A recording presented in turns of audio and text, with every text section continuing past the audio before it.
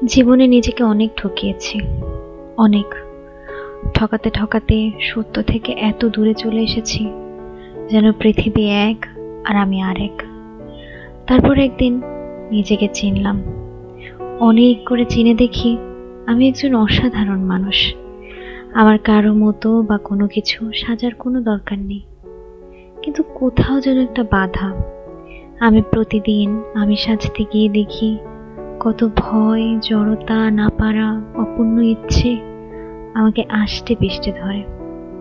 আমি একটা ভদ্র, বাধ্য, লক্ষ্মী মেয়ে হতে গিয়ে দেখি আটকে গেছি।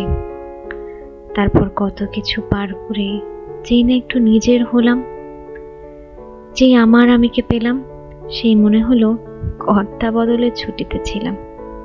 যেই না নিজের পছন্দের রংটা, পছন্দের সিনেমাটা, পছন্দের শাড়ি, পছন্দের বন্ধু, পছন্দের জায়গা, পছন্দের ছবি আঁকতে বসেছি, দেখি নতুন করে শেকল তৈরি হচ্ছে। কেন? আমি তো সব চোখ রাঙানি, ঝলকানি শুয়ে নিয়েছিলাম, আর কারো কিছু তো গায়ে মাখা ছেড়ে দিয়েছিলাম। তবে কেন আমাকে একটা আলাদা অস্তিত্ব হিসেবে জায়গা দিতে মানুষের কিসের এত কষ্ট? শোনো, নিজেকে ভাঙতে যদি না পারি, তবে তোমাদের কাউকেও ভাঙতে দেব না। যেই স্বাধীনতার স্বাদ একবার পেয়েছি, তা আমি আমরণ আগলে রাখবো।